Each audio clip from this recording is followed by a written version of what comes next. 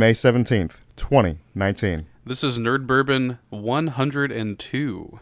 I'm Seth Sturgill. And I'm Todd Sturgill. Dreaming of a one.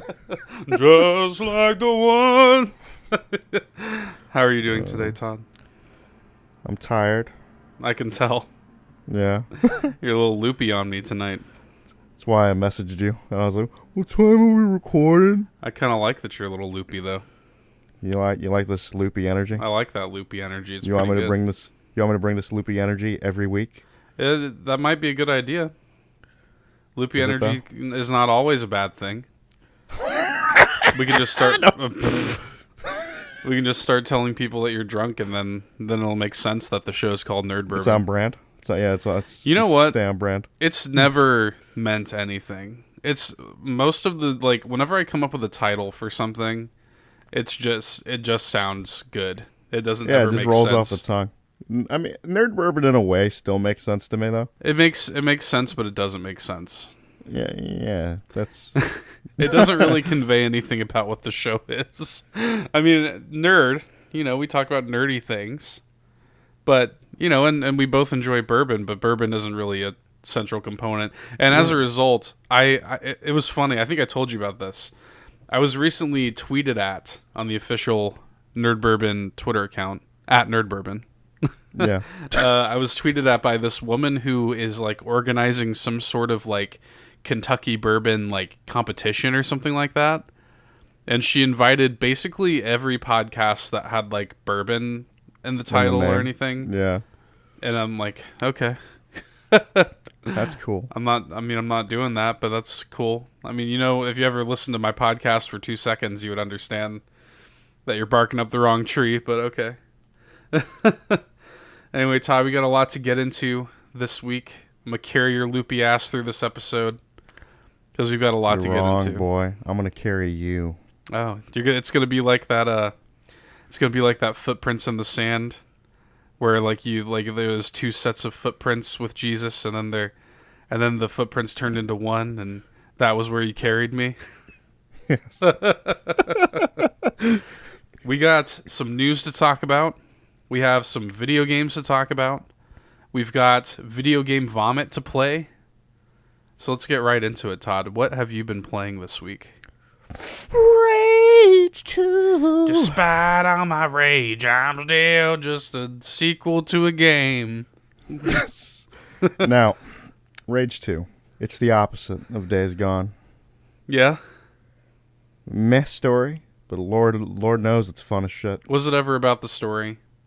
What? Rage 2. Did we ever care about Rage 2's story? Oh, no, I never gave a single fuck about whatever the hell the story was meant to be. I just do not give a single shit about it. Never gave a shit about it. Right. But I knew what I wanted from this game, and I'm getting it. Just over the top, fun as shit. Just stupidity. Now, that's really all it is. Let me ask you this, because I've read a few reviews on Rage 2. I actually was I was patiently awaiting the reviews to go live, because I wanted to know if Rage 2 was going to be something special, or if it was going to be what it is. It's just what it is, honestly. And that's fine. It's totally, there's nothing wrong with a dumb, fun game like it is, but I was wondering if Rage 2 was going to really be something, is this something worth me spending $60 on? No, not at all. But, so I read a bunch of reviews or whatever, and what I wanted to ask you, one thing that came up consistently in all of the material that I read is it's okay, stories, whatever, gameplay is fun, but the actual open world kind of sucks. They say that consistently I'm hearing that the open world is hollow, there's nothing to do in it. I agree with that statement. Yeah. I do agree with that statement. It's I'm gonna be honest. If I can, if I fast travel, whenever possible. Really?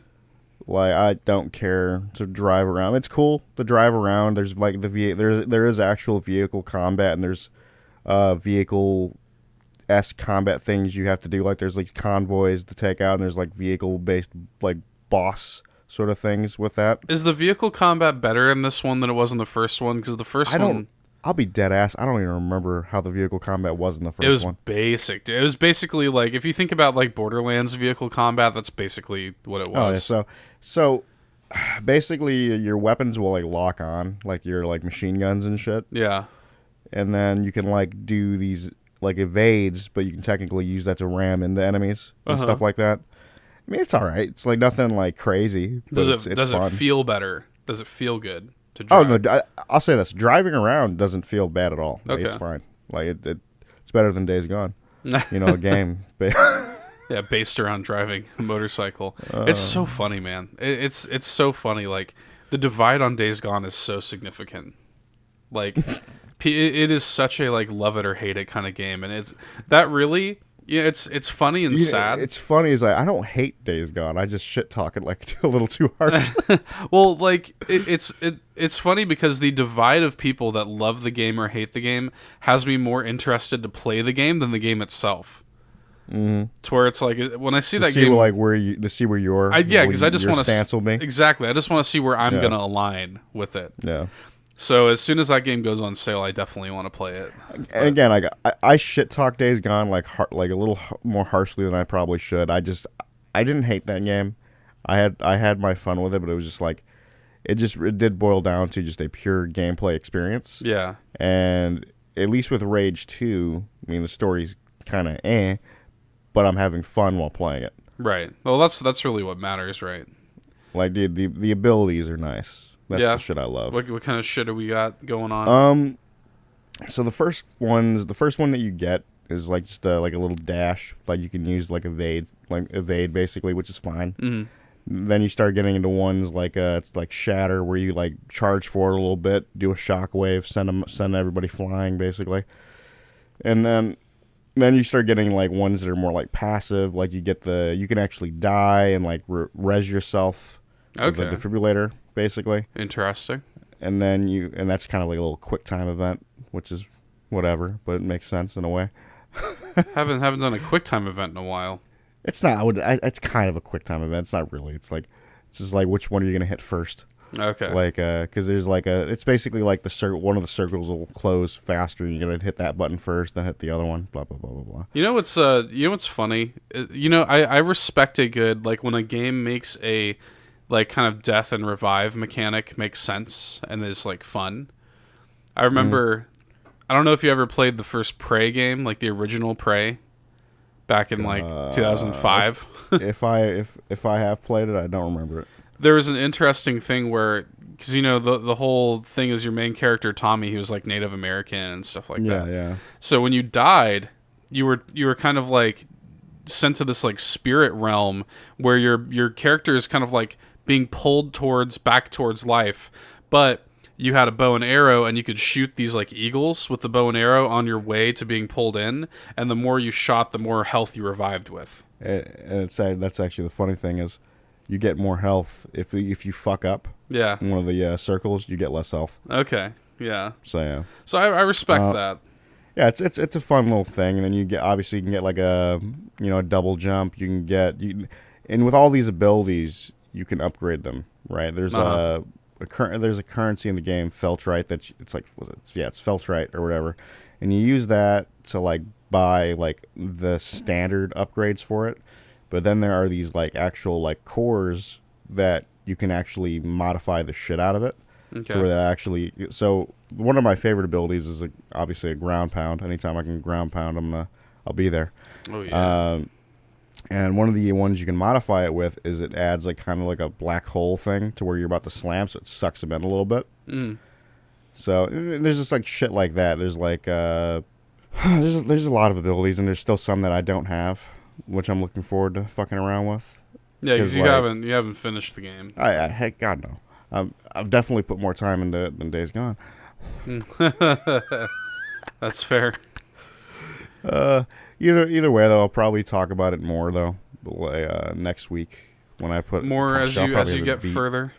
Yeah, I'll probably have it beat by then. But overall though, game's fun. You can obviously that's another thing, like you can like modify the weapons and whatever too. You can like upgrade the weapons and you can get like more ammo, like more a bigger magazine. You can make it shoot faster. You can get armor piercing rounds. Blah blah blah blah blah.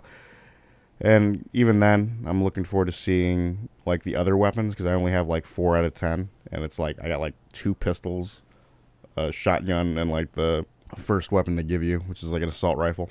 How open world is the game's open world? Is it open world like in name only, like in the way that like Borderlands is quote unquote open world, or is it actually open world? No, it's open world, man. Okay, so it's like dead ass one map. You're not loading into different zones. There's no loading zones. It's all. I mean, probably the closest thing to the loading zones are like if like you go into a bit like a thing and there's like an elevator type of shit. Interesting. But essentially, like when you're in the world, it is open. Considering that it sounds like by all accounts the game doesn't really do much with its open world. Do you think it was a disservice of the game to be an open world game? Like could it have gotten away with just being like Rage 1 or like Borderlands or something? Like zone based? Yeah. That's the thing. It could have. Well, in a way, it definitely could have been because even the maps, the map in itself is like split up into zones. Right. It could have. Either way, it would have worked. It's fine. It's just I don't know. Everything's trying to be fucking open world nowadays. And that's what I'm saying. Because I think we were just talking about recently. You were even saying like you're getting a little fatigued of the open world game. It's like if you aren't doing interesting things with your open world, the open world, don't do it. Yeah, why even bother anymore? Because it's not even a selling point anymore. It used to be a selling point. Like when open worlds were kind of really taking off, it used to be a thing where people were like, oh, if it's not open world, I don't want to play it. Well, now there's so many fucking open world games that people are like, God, another one. You know, well, it's like every game that fucking comes out's open world now. It's like that's the fucking gold standard now, and it's like it sucks if it's like not if there's legit nothing interesting to do in it. I would much rather take like a well-designed, more linear experience. I'm gonna talk about one of my least favorite activities in the open world. It's these authority sentry towers. Mm-hmm. Bro, you're dead ass sitting there just shooting a fucking like tower, and that shoots missiles at you. It's like the fucking stupidest shit. All right, and I'm just like, why? It's like it'll shoot missiles at you. It'll do like these dumbass energy waves. You gotta like dodge and stuff. But either way, it's just a bullet sponge. That's all that is. That sucks. And I'm at least with like these bigger mutant enemies, I gotta like dodge and shit. Yeah, a little bit of strategy. A little bit more strategy. I mean, I'm lying. There is technical strategy to those towers, but it's like you really, for the most part, I hide behind a thing, pop out, shoot it, back up, pop. It's like.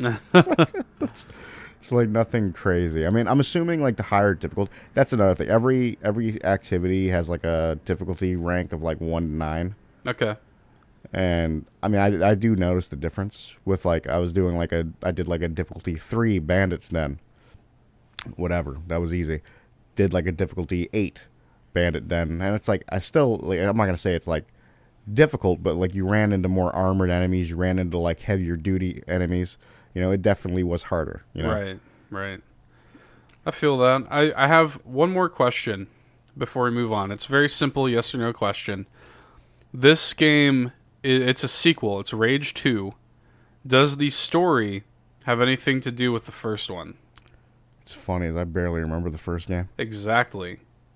I'm a little bit like I almost wonder why they call it Rage 2. In a way, it's like, I think it's its own thing.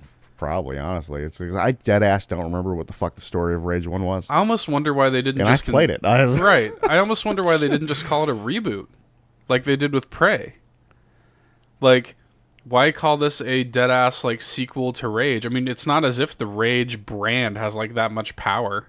Yeah, it doesn't have any like So I just thought that was interesting. I was wondering if there was any sort of like tangible connections. Not that I remember. If there's any John Goodman in here. I honestly don't know. I'm curious to actually look it up to see if there's like a dead ass connection. I'm sure there is. I'm sure there's some sort of tangential connection at all, but I was just curious. If it is a proper sequel, does it actually pick up the story of Rage 1 such as it is? Shit, not that I know of. Not that I can remember. What else you been playing?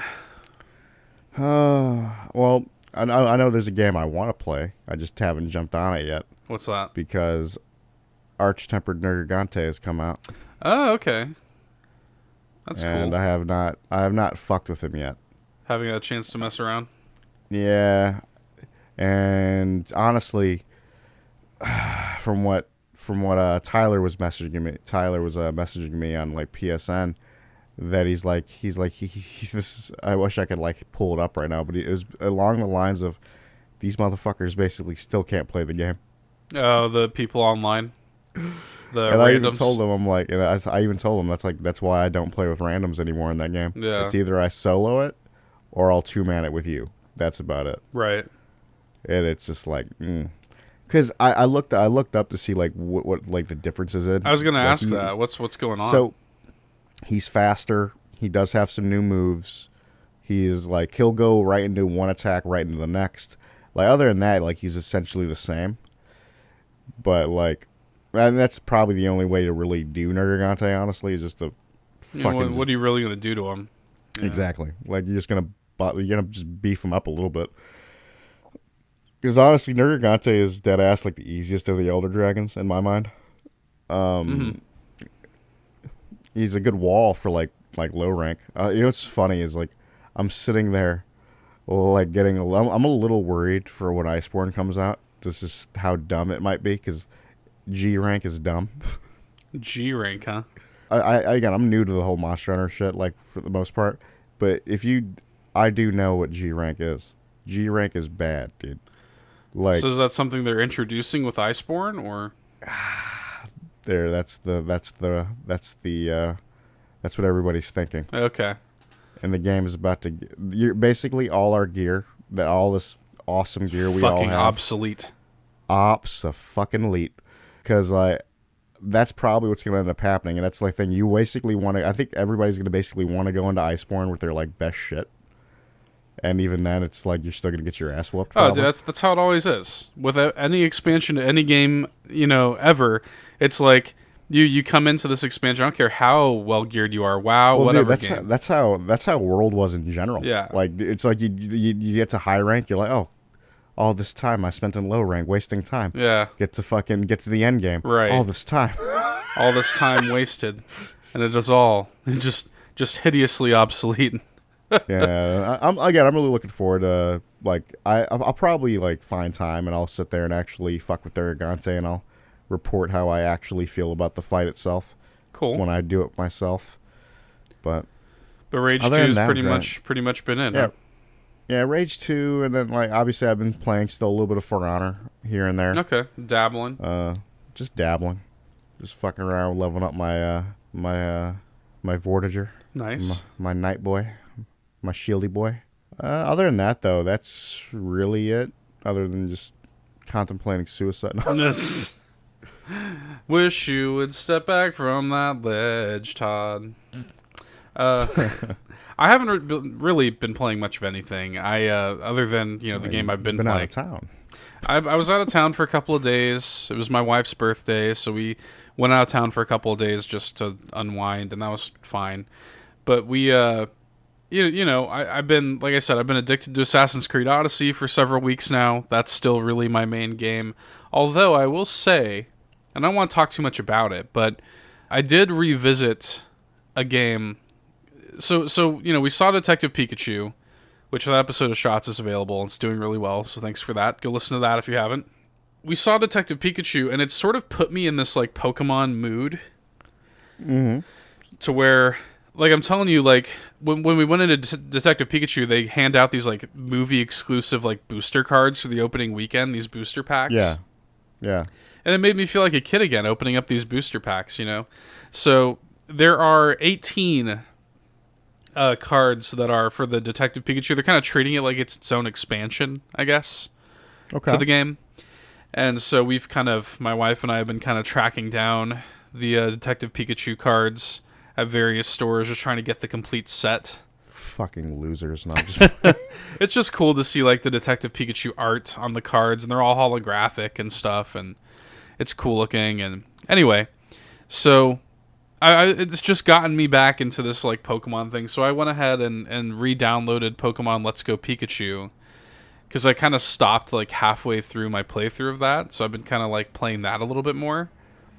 Done a few gyms, and I'm having fun. It reminded me how good of a port that is. It just still annoys me. If Pokemon Sword and Shield comes out and they don't let me play that game with my Pro Controller, I'm going to lose my fucking mind.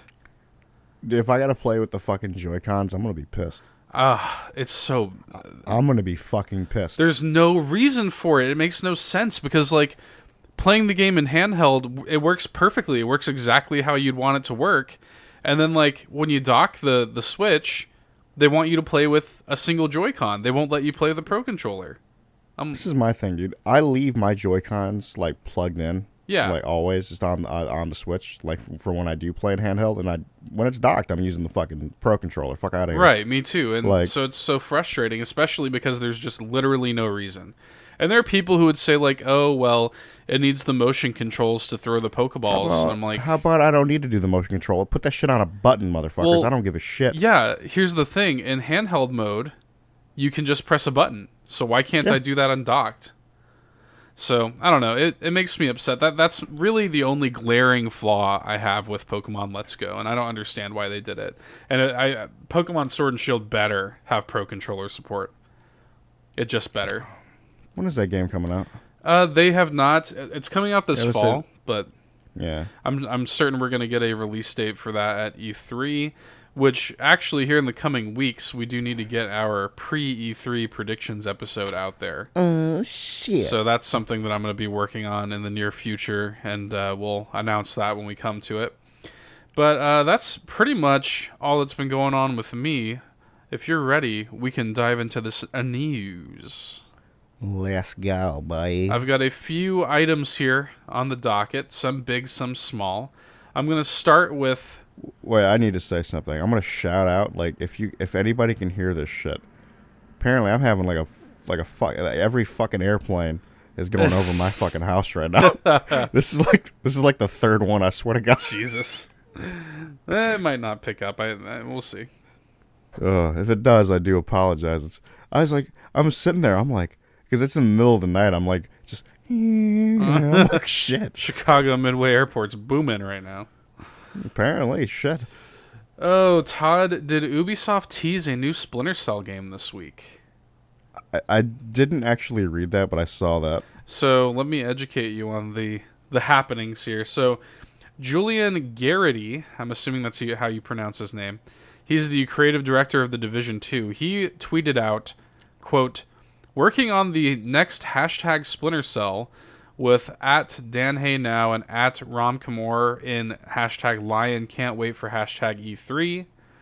Crossover with hashtag The Crew 2 with @Fergus. Only missing Ghost Recon and Rainbow Six, but on their way. Far Cry, For Honor, Division 2, Rainbow Six, Ghost Recon. So essentially, he tweeted out saying that he's working on a new Splinter Cell game with Dan Hay, who is a Far Cry series veteran, and Roman Campos, who is like the creative director of For Honor. And they, tweeted along like with pictures of them all drinking wine in Lyon, France, and he's essentially saying like, "Hey, me and all these other creative directors are working on Splinter Cell." And this was followed with him immediately changing his profile picture, which was the Division 2 logo. He changed it to be like Sam Fisher's goggles. Oh, all right then. And then the next tweet was, okay, please don't retweet. I may be in trouble. Oh, shit. So, and this is all funny and whatever, right? And it's kind of like, really? Ubisoft PR then sent out an official statement on the matter. Quote, Julian was obviously joking, as Julian likes to do. It looks like our creative directors are having fun right now. We do not have any announcements to make at this time. End quote. Yeah, they're waiting for E3. So... here's the deal. So, Jason Schreier, the Oracle, Jason Schreier. The only person that I dead-ass trust in this fucking world. Let's go. Yeah, he sort of took to Twitter and he was like, it is a joke. Like, don't take him seriously. This is not a thing. He did go to say that, like, maybe there is a new Splinter Cell game being worked on. Jason does not know about it. If there is a new one being worked on, it's highly possible. But I mean, it's easily possible, but it's like maybe they're just trying to keep it, But if there is a new Splinter Cell game being worked on, there's no way that all these creative directors are also working on it. Oh, not at all. So it's weird. in that way, it was a joke. So don't get your hopes up. Although I do find that Ubisoft's sort of like verbiage here was odd in their official statement. This like Julian was obviously joking, as Julian likes to do. That just seems a little like casual for an official PR statement. I don't know. Struck me as a little bit weird. But well, get ready for E3 Splinter Cell. I really do think Splinter Cell is a thing, and I think that they were kind of just like gauging interest a little bit. I think this was kind of a way of them being like, oh yeah, like hey, let's put those feelers out. Splinter Cell. And the only thing that I need from Splinter Cell is my boy to be back, even though he's already technically been back. That's such a weird thing. Yeah, I don't know if they're going to do that. So, for those that don't know, what Todd's referring to is Michael Ironside, the longtime voice actor of Sam Fisher, was replaced by a younger actor for Splinter Cell Blacklist. Absolute garbage. But what's interesting is they just had an event, like within the past year, I think, a Splinter Cell related event in Ghost Recon Wildlands, wherein they Michael Ironside returned for the role. Mm-hmm. So it's kind of like, if they're working on a new Splinter Cell, are they going to go back to working with this young dude, or are they going to put Ironside back? Because like Blacklist was weird in that way. Hashtag not my simp. Like Blacklist was weird because like you play Conviction and like Sam Fisher, like he seems old, like not old, but like George Clooney old, you know? Yeah. And like he seemed like he was kind of like late 50s, early 60s kind of old, you know? And then you go into Blacklist and he looks and sounds way younger. I didn't like it. But Blacklist isn't a prequel. It's an actual sequel. It's so weird. I didn't like it at all. I mean, their whole mentality is like the whole, like, you know, to actually have the voice actor do the mocap and all that bullshit. It's not important, I don't think. In that case. I don't think it is either. I don't think it is. It's like I need Ironside. That's all I'm saying. that voice is so iconic to the character. Yeah. I do wonder if Splinter Cell comes back, and I do think it will. I think Splinter Cell is going to be a spring 2020 game, which we'll actually get into that next. I do think that Splinter Cell is going to come back, and I do think that Ironside will probably be reprising the role.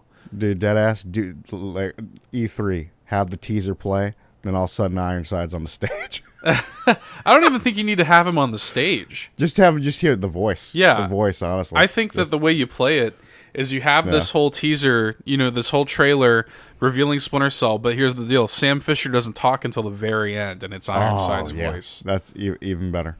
I like that. Just like show off like this sizzle reel of all this great gameplay and talk about it and everything, and then like no words are said by Sam Fisher until the very end, and you finally hear that Ironside's back. Because the moment you hear him, it's like, dude, again, his voice is iconic. Yeah. So piggybacking off of that, I've got fully 3 Ubisoft related stories in the news this week. So, good lord. So that was the first one. My second one here is that Ubisoft has stated that they have, quote, 3 unannounced AAA titles that are going to release before March of next year. Damn. So to me, and that sounds minor, but here's what I think of when I see that statement. I think Splinter Cell is one of them. Mm-hmm. Probably February or March of next year. I think Watch Dogs 3 is going to happen this fall. As I think I said last week, I think that Ubisoft's 1-2 punch for this kind of fall is going to be Ghost Recon and Watch Dogs 3. I think that's going to be a thing. Probably set in London, which has been speculated. You know, Watch Dogs Ghost Recon comes out in October, so Watch Dogs is probably going to be like late November, early December. So I'm almost positive that's going to be a thing. And then the other one is probably going to be, I don't expect it to be anything major. It's probably going to be like Just Dance 2020, you know? No, Lord, don't remind me of those stupid fucking presentations. Because you know they always highlight Just Dance at their E3 conference. I hate it. So, and they consider, and to their credit, I mean, they would probably consider that to be a AAA game because they sell so well. So, I mean, more power to them. I think when they refer to this, I think it's probably Watch Dogs 3, a new Just Dance, and Splinter Cell coming out next spring. So that's how I think that's how the cookie crumbles on that one, Todd. I mean, maybe they'll surprise us. Maybe we'll get a new IP that is launching very quickly or something like that. Who knows? To piggyback off of that, my final Ubisoft story here. Speaking of new IP, it looks like Skull and Bones, which is Ubisoft's multiplayer pirate game, has found itself in troubled waters, Todd. Sounds about right. Shitty ass game. No. The publisher has confirmed that the game has been delayed indefinitely and will not be appearing at E3 2019. Oof, shit. They have said that they are going to buckle down and continue working on the game, but they don't know when the new release date is going to be. They just know that it will not be 2019 and they're not going to be at E3 this year. Damn. Worth noting, the game's creative director, Justin Farron, left the project late last year. Okay. So there's been some trouble with that game, apparently. Trouble on the high seas. Exactly. Trouble on the high seas, troubled waters with Skull and Bones. It's a little bit of a bummer because I am halfway interested in that game just because I like the Assassin's Creed. Yeah, you ship actually combat. you like the ship combat. I'm sitting here like, good. Let that game die. I actually thought it looked kind of interesting, but you know, I hate ship combat, dude. I really like it in the Assassin's Creed games. It's like games like that. A game like that to me reminds me. It's like akin to like World of Tanks and shit. And I'm like, I hate all that crap. I find it way more arcadey than that. Like, I find it way simpler. Like, to me, even like ship combat in like Sea of Thieves is more sim-like than Assassin's Creed. Assassin's Creed to me feels like ship combat by way of like Twisted Metal. Like, it's so like fast and dumb. The thing is, I like Sea of Thieves. Yeah, that's what I'm saying. Is it's interesting that you think that like that Assassin's Creed is more simmy, and I just disagree. It's boring to me. I mean, to each his own. I just, to me, it seems like fast and frenetic, and I was looking forward to seeing that expanded upon. I wonder. Garbage. I don't think that they're gonna outright cancel the game, but chances are when that game reemerges, it's probably going to be very different. They probably are kind of going back to the drawing board on that game. That's so. I mean, that's shitty for people that care about that garbage. And I'm just playing. Next up, a 15-minute Nintendo Direct happened, actually just today at the time of this recording, dedicated to Super Mario Maker 2. We learned many new details about the game. I assume you didn't watch it, right? I didn't even know that happened. All right, then. This is news to you. That ass, I didn't even know that happened. I was like, what? So, yeah, 15-minute Direct. They revealed quite a bit, actually, about Super Mario Maker 2, some of which you will be interested in. First of all, there's going to be a story mode, which is interesting and weird, and I did not expect it. It is dedicated to the kind of story is you're rebuilding Princess Peach's destroyed castle by playing through courses that actually Nintendo themselves have made using Mario Maker 2's tools. Okay. So essentially it is a full new Mario game, like with levels made by Nintendo, just utilizing the tools that you could use to make your own levels, right? Awesome. Which is cool. You play through the courses and you earn coins to go towards the reconstruction effort. Here's some interesting stuff. They went through a lot. I'm not going to get into all of it, but they went through a lot of like kind of like the nitty-gritty like nerdy things like the slopes and seesaws and mechanics that have never even been in Mario games before. Stuff like you can add auto scrolls to your levels and swap the themes and blah blah blah. Holy shit. Just the nerdy shit, right? But some highlights of that, they have included clear conditions. So that's something that was never added to the first Mario Maker. So now you can say like, you win by collecting 50 coins. You win by doing this. You win by doing that. Because before, in the first game, it was basically just get to the flagpole, right? There's also now co-op building with a second player. You can make levels together. So that's interesting. Oh, that's cool. More important than that, though, Todd, is that there is an online component to it where you can play games competitively and cooperatively together with up to 4 players. Well. So free real estate. You're right. It's free real estate. So essentially, not only can we make levels for each other, but we can also download levels that other people have made and play them, competitively or cooperatively. God damn, online. That is just free real estate. It's awesome. And then, on top of it, they've added... This is another thing that the first Mario Maker didn't have, frustratingly. They've added tags so that you can actually search the online community and specifically look for... Awesome. I want the top-rated versus map. I want the top-rated co-op. That's legit. I respect that. Oh, it's going to be so good. The most interesting thing that came from this Direct, though, and I wonder what you think about this... Nintendo is, for their Nintendo Switch Online members, they're making available from now until I think the end of July, if I'm not mistaken, something called the Nintendo Switch Game Voucher. So this costs $100, and essentially it allows you, it's a set of 2 vouchers for $100, and it allows you to spend them on 2 Switch games. So essentially... rather than paying $60 a piece for 2 Switch games, you would pay $50 a piece for $100. Okay. So you're basically saving $20. Yeah, So this is interesting because when you think about it, when you couple this with the fact that you already get 10% of what you spend on the eShop back as gold coins, right? You get to, and then you can spend those gold coins on the eShop.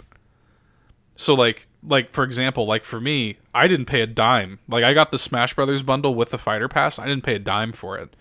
I bought it with my gold coins on the eShop. Yeah.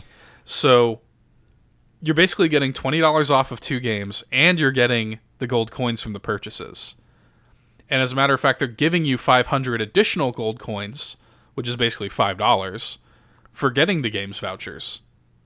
So I can see myself doing that. Yeah. It's if I'm gonna be, I can see myself doing that soon because I'm well, yeah, because it's dude, if I'm buying Mario Maker anyway, yep. I can hang on to the second game voucher and I can use it for Pokemon or Animal Crossing or whatever, Ultimate Alliance. Yeah, or Ultimate Alliance or whatever I want, So it's dude, it's a no-brainer. Yep.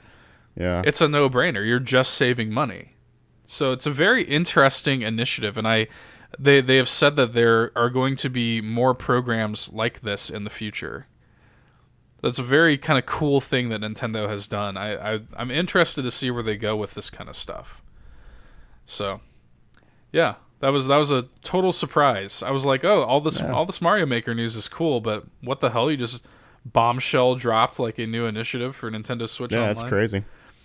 And they also have another thing, and this isn't going to apply to us, obviously, because we're already Nintendo Switch Online members, but they also have a bundle with Mario Maker where you can pay an extra $10 and get a year of Nintendo Switch Online. Oh, that's cool. It's cool for people that already aren't doing it. Yeah, which would be a $10 discount. It's the Nintendo Switch Online is only $20 for a year. Yep. And so that's cool. That's nice that they're doing that. And then on top of it, they did say that like if you were already an existing member, that year would tack on to your existing membership. So that's cool. That's baller. That's cool. So something to think about. Yeah, so I'm excited for that. That game comes out June 28th. I'm like officially very hyped for some Mario Maker. Can't wait. Next up, development of The Last of Us Part 2 is starting to wrap up. Co-director Anthony Newman tweeted recently about positions opening up at Naughty Dog, saying that, quote, "A lot of awesome positions open to help us close out this game." Motion capture on the game was completed in late April, which sort of made us think that like it was going to miss 2019, but now that Naughty Dog themselves are saying that like they're ready to close out development of the game, could it still be targeting a late 2019 release. Damn. That'd be interesting. I sort of don't think it is. I still say 2020. Yeah, I still think it's going to be 2020, personally. And the reason why I think that is because I think Sony has already cut their losses for 2019. Like, I think they just don't really give a fuck. There's so much, like... There's so many big third-party games coming out this year, like, huge ones. When you think about Borderlands 3, Modern Warfare 4 is going to get announced any day now. You know? I imagine this time next week, in the news wrap-up, we will be talking about Modern Warfare 4. So, that's happening. You know, we got games like we just talked about, Ghost Recon, Watch Dogs, like the big third-party games. I think Sony's kind of resting their laurels on that this fall. I still think that Sony is going to have like one, you know, exclusive. I think Ratchet 2 is going to come out this fall, but that's just the gut feeling. Nothing confirmed. So I think Sony's going to have something, but I think by and large they've considered 2019. They just kind of put 2019 in the L column. And they're just... Take that L, motherfucker. Yeah, so, and I think they're just sort of like hanging everything for... But here's the deal. 2020 is going to be a fucking excellent year for PlayStation. So, yep. You know, giddy up. But I think we can kind of... I would be very shocked if they came out and said Last of Us Part 2 was a 2019 game still. And one last thing, this is a very quick news thing. It just needs to be mentioned. I'm sure you saw this. Season 4 of Rick and Morty coming this November. I actually didn't, thank God. Yeah, it was announced during the Warner Media 2019 Upfronts presentation. They did like an animated video where they announced that Rick and Morty Season 4 returning on November this year. About fucking time, shit. Yeah, so I'm sure you saw that shit where like they renewed them for like 70 episodes or something like that. Yeah, I'm sitting there like, where the fuck are they? Yeah. Well, we kind of knew that it was going to take a little while for them to start coming out, but it's nice that now we actually have like something to look forward to. Yeah, some actual confirmation. Awesome. Yep, so November, Rick and Morty's coming back. Woo! I felt the need to mention that because despite everything, despite all the like kind of like oh, it's cool to hate Rick and Morty shit that goes on, I still love Rick and Morty. Fuck it. I still love the show. I don't give a shit. Anyway, Todd, that is it for the news this week. With that, I feel like we should move into some video game vomit. Long overdue.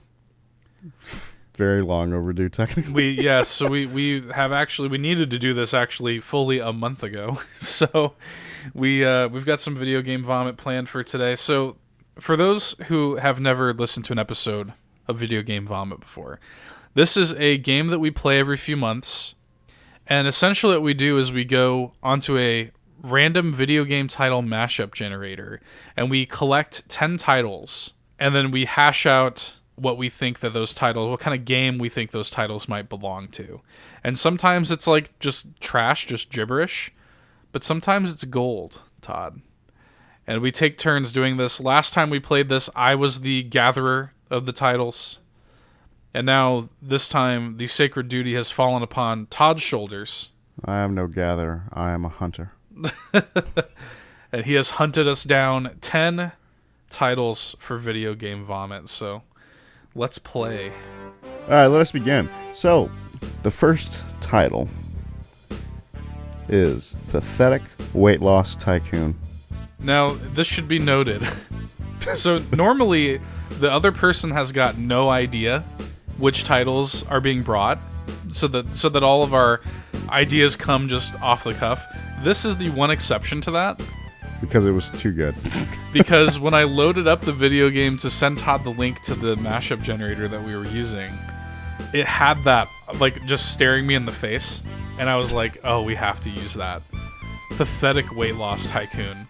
Now, I've still not put any thought into this, because I wanted it to be pure. Well, it needs to be in the vein of like Roller Coaster Tycoon, doesn't it? Yeah, have you ever played any of those, like Zoo Tycoon, Roller Coaster Tycoon? So this one needs to be a shitty gym, like a Planet Fitness. Yeah, so pathetic weight loss. Do you think that you customize characters, or is it just like a Zoo Tycoon? Of fat bastards. just a bunch of like faceless fat bastards. Yeah. Well, here's the deal. You gotta make sure, they're gonna be having heart attacks and dying and shit. Well, I was going to ask, what do you think the object of the game is? Is the object of the game for them to lose weight? Or is it to keep them coming? Because at that point, you got to think about the initiatives to keep them coming back. Do Planet Fitness. Did you have free pizza? Is that legit? Do they do that? That would be fucking hilarious. I think they deadass do. You got to be shitting me. I think they deadass Hang on a second. If it's not free, it's like they just have pizza, I swear to God. You've got to be fucking kidding me. Hang on a second. The real story behind Planet Fitness Pizza Monday? Are you fucking shitting me? Planet Fitness Pizza Monday is a tradition that's been going strong since 1999.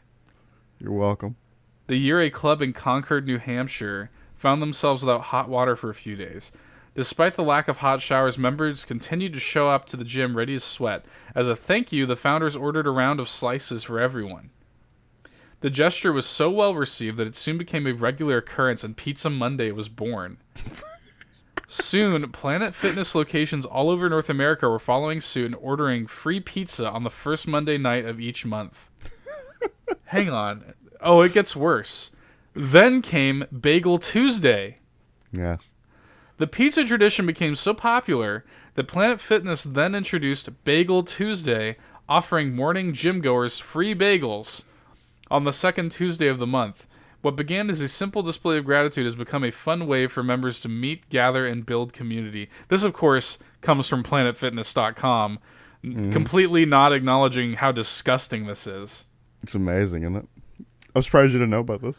This is fucking wild. No way.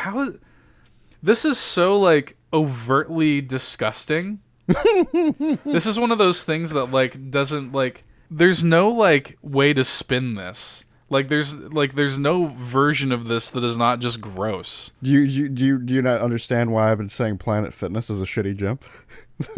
As we started doing this? Well, I always knew that it was a shitty gym or whatever, but, like, that's awful. It's great. I love it. That's awful. I mean, shit, we don't have to do much work on this one because it already fucking exists. Planet Fitness is the pathetic weight loss tycoon. Holy shit. It's just in game form. Bam. Done. Moving on. What's our second title? Shit. Oh, shit. You're welcome.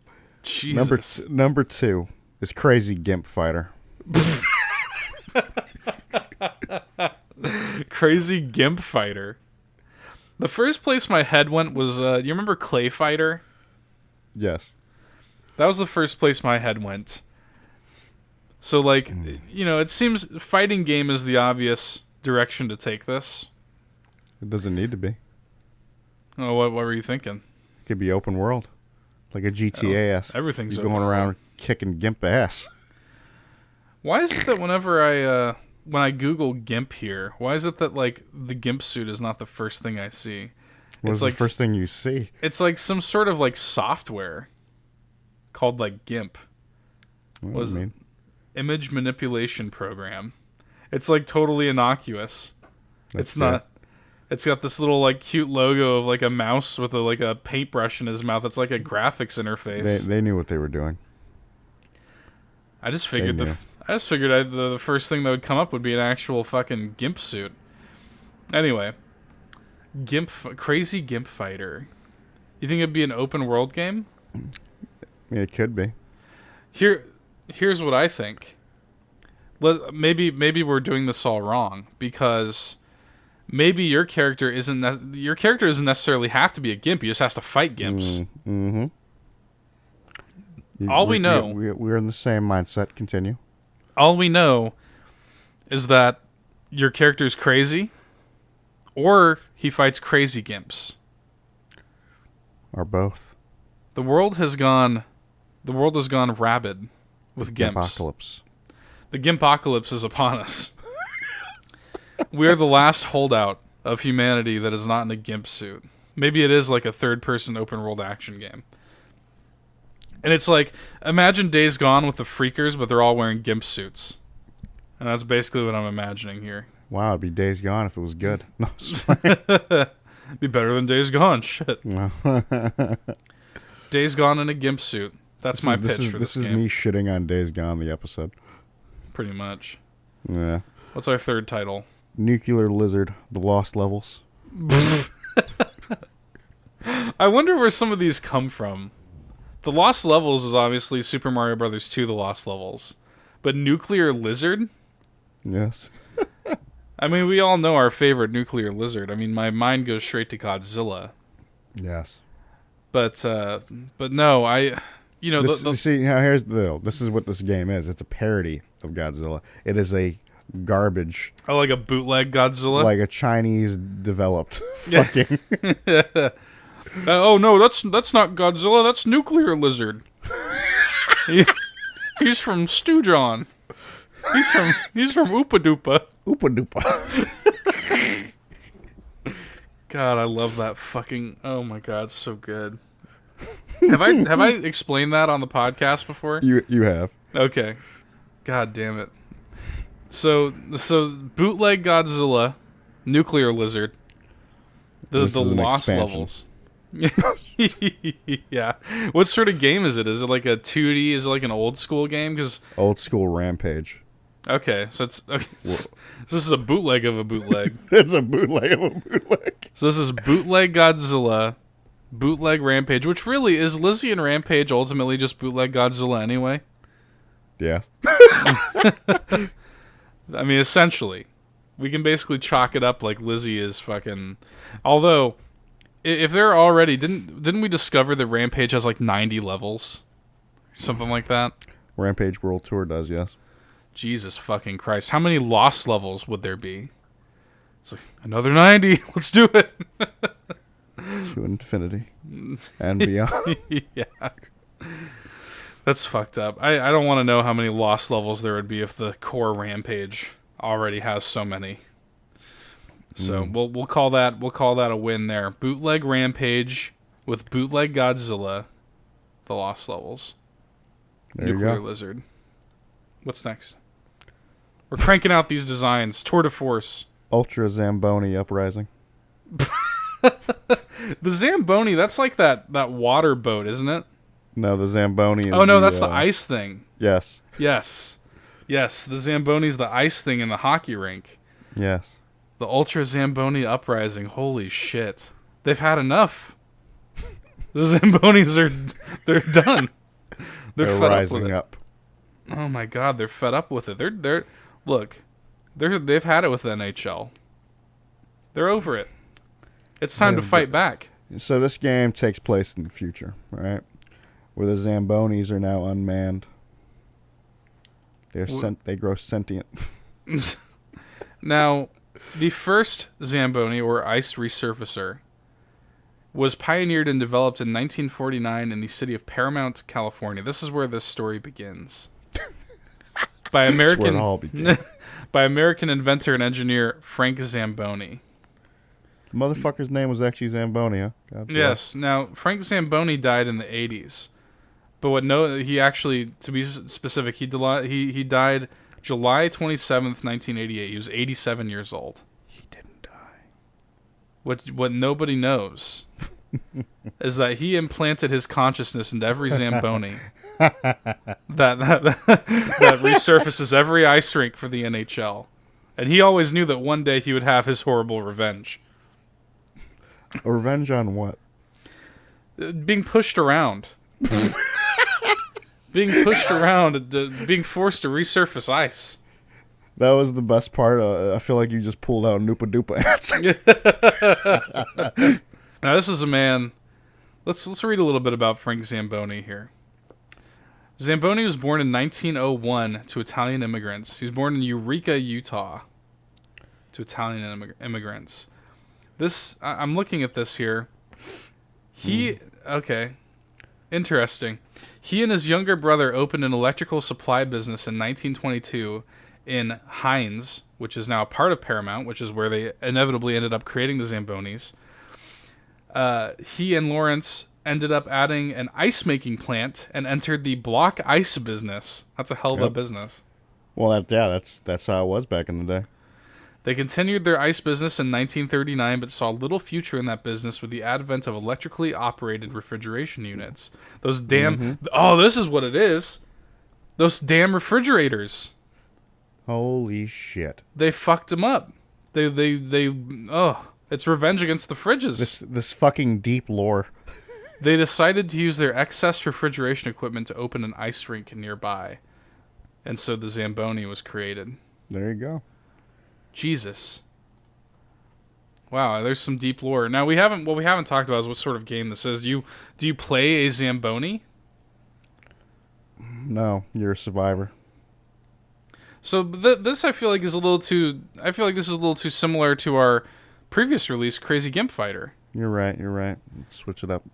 Maybe this is like a Transformers kind of scenario. I'm thinking of like a third-person action game where you're a transforming Zamboni. Okay. I assume that Zambonis are dangerous, right? There's got to be like blades on them, right? Deadpool killed a guy with a Zamboni.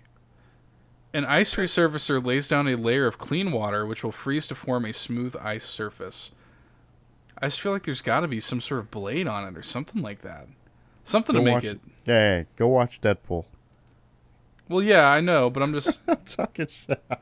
I'm just like... The early Zambonis were so simple, though. Those were the forerunners. It's actually funny in popular culture here. In the 2016 superhero movie Deadpool, the titular character uses a Zamboni to run over a heavily injured opponent as an act of vengeance. So, in the video game Plants vs. Zombies, it features a zombie opponent called Zamboni, which rides a Zamboni to crush plants and resurface the lawn. Interesting. Very interesting. So yeah, I like feel the like idea. I like the idea of a transforming Zamboni. Transforming Zamboni, implanted with the consciousness, all of them, with the brain of Frank J. Zamboni. Now, what is the goal? To go after the refrigerators. Go after just destroy all the refrigerators. It ruined them. It ruined their business. To bring them back to bring the world back to the dark ages of the block ice. The block ice age.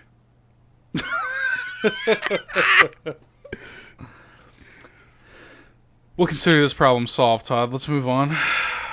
That sounds like a great video game to me. Number 5. Hillbilly Crowbar 2K.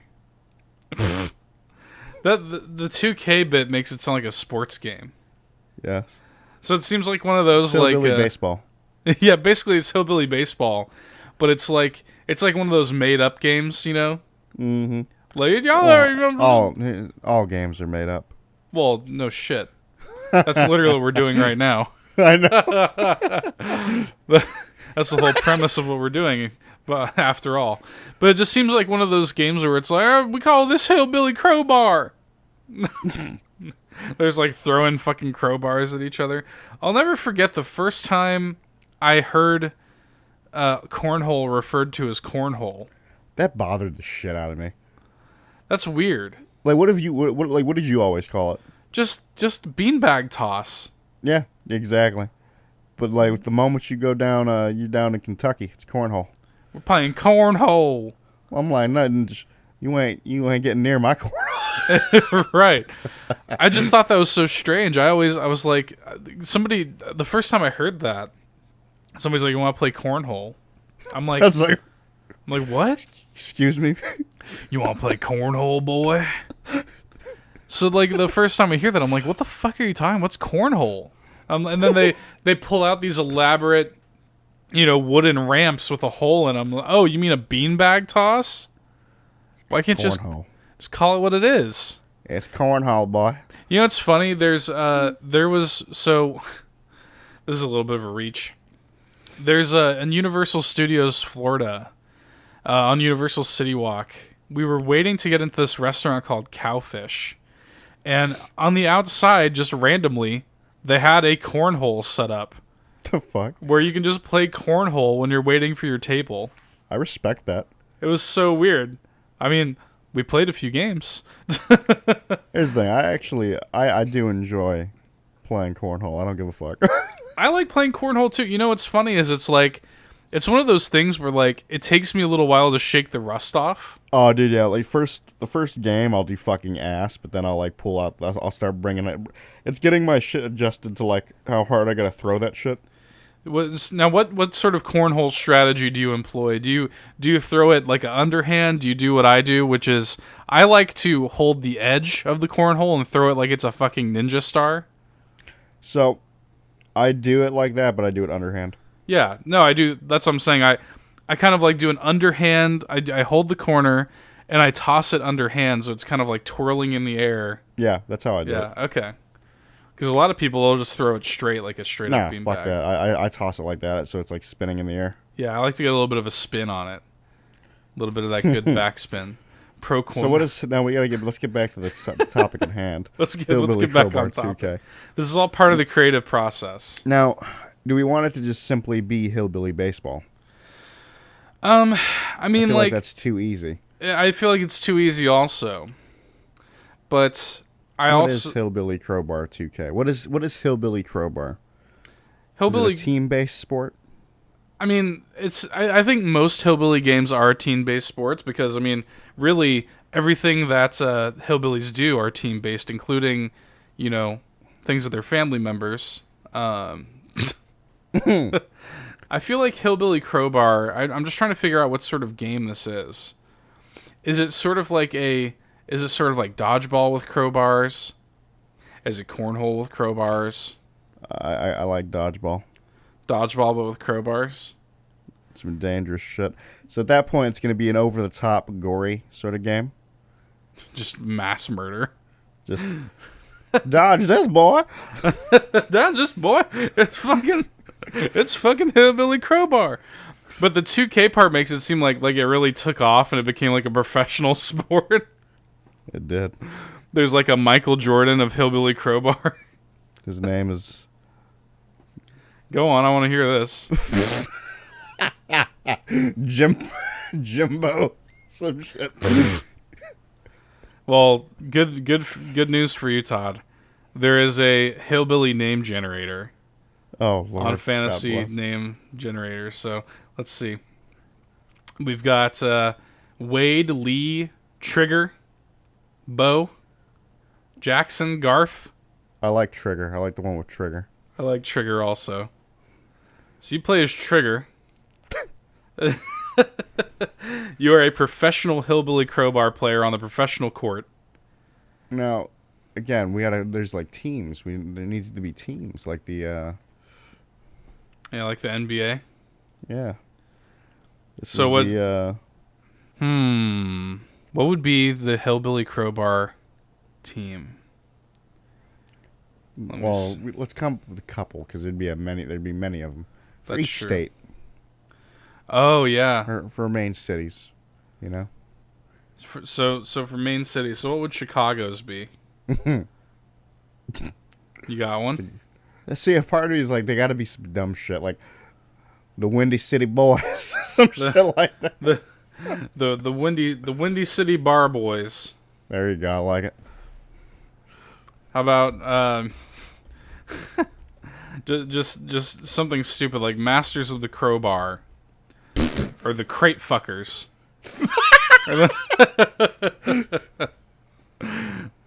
This is so stupid. I enjoy it though. I think we should move on because we've taken this to such a stupid place. It's unsalvageable. It's not even salvageably stupid. All right. What we got? Number 6 is turbo fencing on the Oregon Trail. We returned to the Oregon Trail. Yes. We did an Oregon Trail one. What was it? I don't remember, but I know it's been done. We did do an Oregon Trail one. I don't remember what it was. So turbo fencing. Yes. I'm imagining like a... Do you remember... I think when you were down here, we played Nidhogg, didn't we? Didn't we play some Nidhogg when we were down here? Which one's Nidhogg? Nidhogg is the one where it's like a very simplified graphics where everybody dies in one hit. It's basically just you and a sword. Yeah. Okay, yeah. I know the game. Yeah.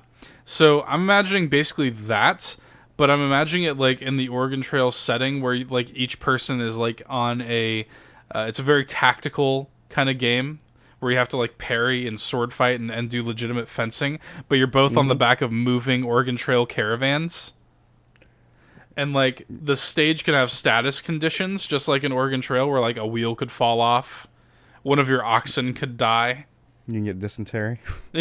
Yeah, you could just randomly lose because you get dysentery. That's fucking bullshit. Maybe no. That's the narrative reason for what happens in a fighting game when the time runs out. You know? Oh, you got dysentery. If the timer runs out, it's because you guys both die because you guys both got dysentery. I love it. That would be hilarious. I think we cracked that nut wide open. Yeah. So let's move on. So this may be my favorite title. Oh yes. Give it to me. All right. Masters of the Midget, The Dark Descent. We got The Dark Descent before too. Yeah, now, but not the Masters of the Midget. That's not very PC. I think we have to. What's that thing that they did with? Yeah, what's that thing that they did in Borderlands 3 where they changed the? What did they change it to? Masters of the Twink. Is that what they did? Twink? Yes. Yeah. There you go. Masters. Or is of it? No, Twink. it's Tink. It's Tink, I think. Tink. Okay. Is it Twink or Tink? I'm gonna have to look that up. It can't be Twink, dude, because isn't Twink like a fuckboy basically? So, yeah, I think it's Tink.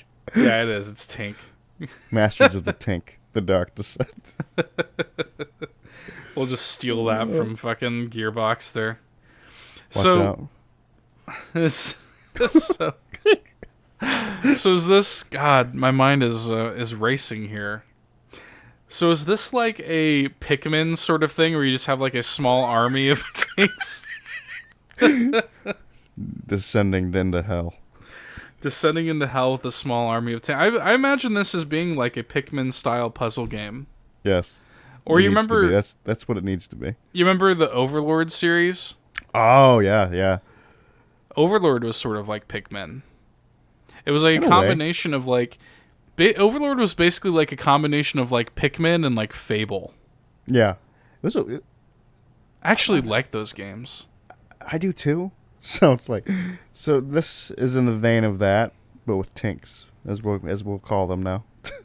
Is it gonna be just like this fucked up, like fetishized, like does the entire game take place in hell? You know, that always disturbs me when something takes place in like hell or something like that, but they have like fucking, like just fucked up like body dysmorphic. You're like just weird imagery of like. Yeah, you remember like in 300 there was like that hunchback dude. Yeah, no. You remember that guy who's yes. like he was like having sex too? It was like gross. He's all like gross and like he's like oh master. Oh Jesus! Oh, this took a dark turn. Yeah, so as it should with the Dark Descent. So yes, it's basically Overlord, but with an army of tinks. Yes. So well, I love it. We'll move on before we go down this rabbit hole further. All right, you ready? Yes. Number 8 is College Janitor Strikes Back. College Janitor Strikes Back. See, where's the strike back come from? You know, it's just a revenge story. College Janitor. Is it so? This seems striking back against those who think they are better than him. Yeah, against the highly educated. We've had a lot of revenge tales in this episode of Video Game Vomit. Maybe I was in a vengeful mood. Yeah. Do you think that? So this would be a character-focused game. This would be like a. It needs to be character-focused. Yes. Yeah. So who is our janitor? Is he an older man? He needs to be. No, you see, he can go both ways. You can have him younger, and he was just not as well off as the people he's cleaning up after. Yeah. Or you can do it that way, or you can do the old baby boomer sort of bullshit. Just getting sick and tired of the fucking millennials. So I'm looking at this. The average base salary for a janitor in the United States ranges from $26,000 to $35,000. Yep. The average base salary is $29,000. Yep. So it depends. Depends on the location, stuff like that. But some janitors can make good money, some janitors don't. Whew. Here's the thing. It's mainly, though, it's the idea of that profession is looked down upon, even though I don't think it should be. I don't think so either. There's nothing wrong with a custodian. I'd do it. I'd fucking do it. Like, I mean, it has to get done, right? Like, exactly. Do you have any janitor-related memories? Did you have any sort of relationship with your janitor in school? Not really. Me neither. 'Cause, like, my janitor was like a silent protector. Because a dark night. Yeah, a watchful guardian. go through the whole fucking dialogue. But no, he and maybe this is a direction that we go, where my janitor would, like, whenever a fight would break out in the school halls, who was the first person to run into the middle of the fray but the janitor? I say that's some real shit. He was always there, dude. But nobody noticed him. Like, nobody would pay the janitor any mind because nobody gave a fuck about the janitor. But when a fight broke out, he was the first one to drop that mop. Yo, in this game, he's not dropping the mop. He's dropping the mop in a different way. So what's the title again? One more time. College Janitor Strikes Back. College Janitor Strikes Back.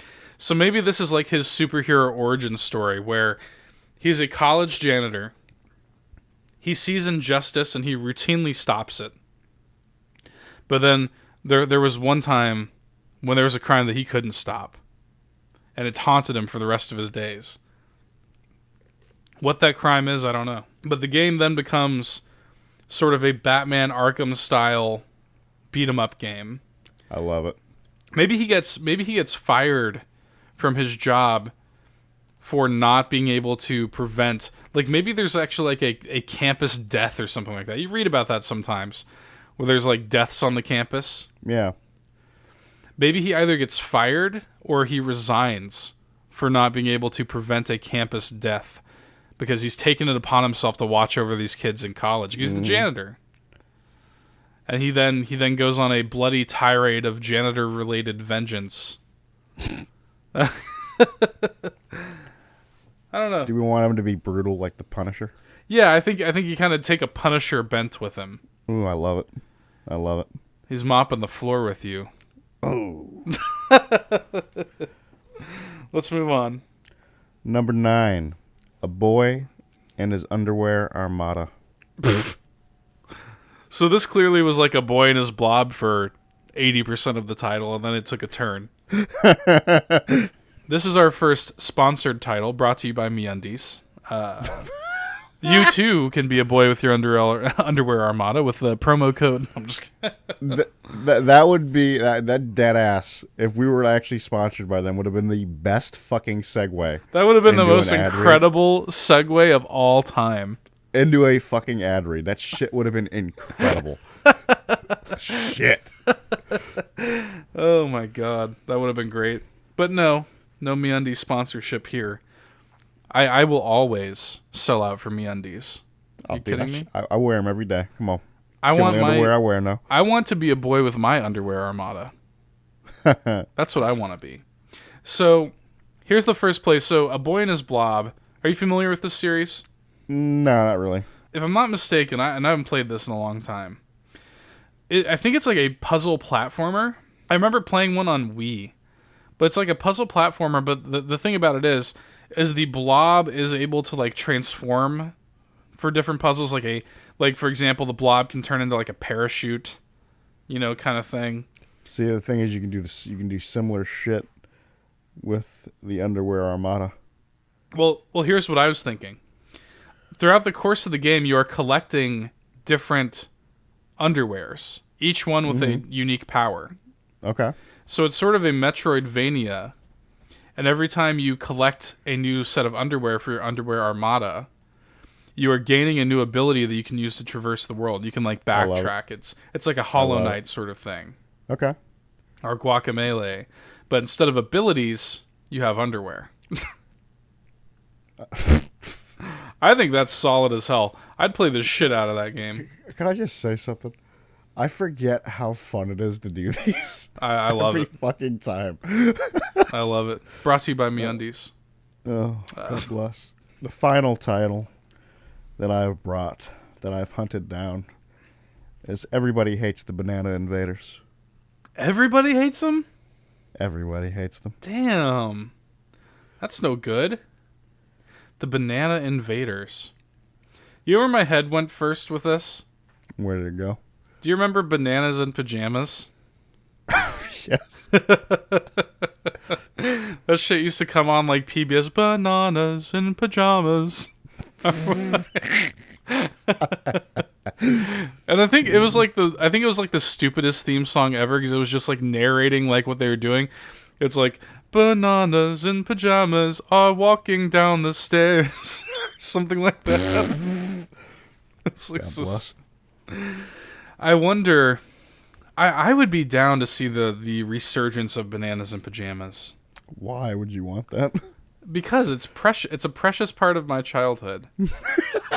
And the Bananas in Pajamas have such a unique visual identity. They wore those blue and white striped pajamas. Yes, they're bananas in pajamas. They had those soulless eyes. God, the soulless eyes. Soulless black eyes. They're terrifying. If you saw an army of Bananas in Pajamas, we take their design, get rid of the pajamas. I want them soulless eyes in this game. Okay, how about this? So the main army can have like no pajamas, but Okay. but I think the main two will have like the Bananas in Pajamas. Is this going like an Invader Zim route? With the tallest? Yeah, yeah, exactly. They're sort of the leaders, and they still wear the pajamas though. Okay, I like that. I'm fine with that. Bananas in Pajamas, by the way, an Australian series, started in 1992, evidently. How interesting. 304 episodes. I mainly wanted to look at this because I wanted to look at some of the characters. I don't remember all these characters. So we got B1 and B2. God, that even sounds like a militaristic leader. Shit. Nah, I'm B1 and B2. And then just because they are the beginning. They are the beginning. Oh, and like the B, other ones, B stands for beginning. Yes. Not just bananas. No. Wow. Beginning. That's some good shit. I like that. The way you said, that's some good shit. So, they're banana invaders. Why are they invading? To reclaim what is theirs. It's like, bananas in pajamas are fucking your country. They're here to reclaim. They are the beginning. Oh, so you think that it all began with the bananas? With the banana, yes. So like before there was anything, there were bananas. Before there was life. Before there was, I was about to go through like the whole Infinity Stone fucking dialogue. Before time began, there were 2 bananas and 2 pajamas. And now they have returned.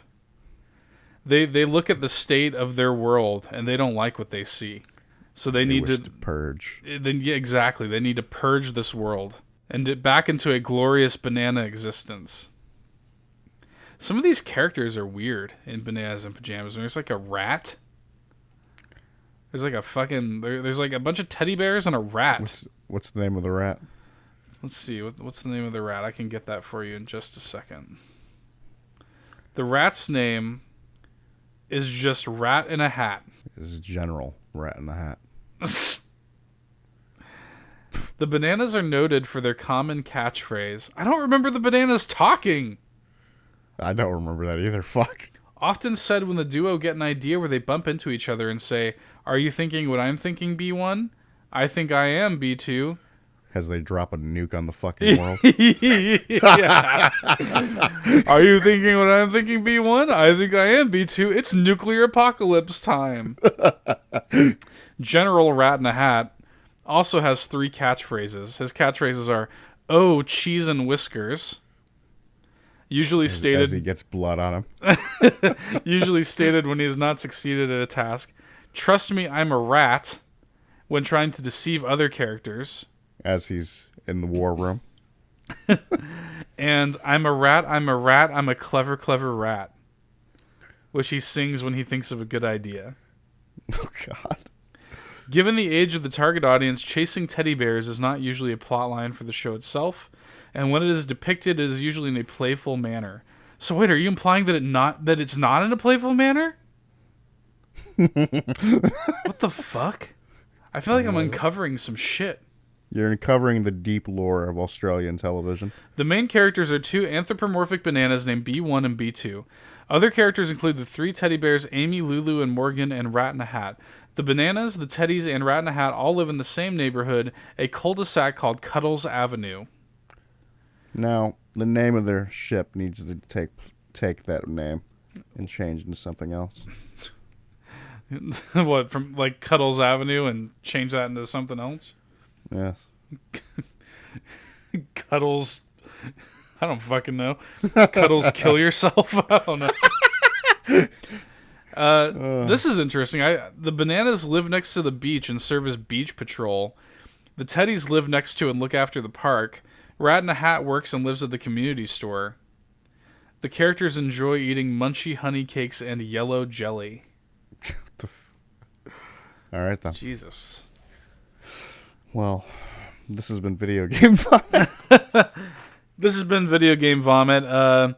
We are getting the signal to stop this episode. We are getting our signal from our banana overlords. We've said too much.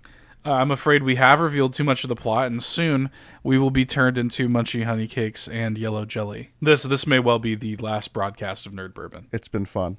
With that, Todd, I think we should wrap it up unless you have anything else you want to add. That's about it. All right. Bananas in pajamas. Thanks for listening, guys. Get fucking dunked on. Bye.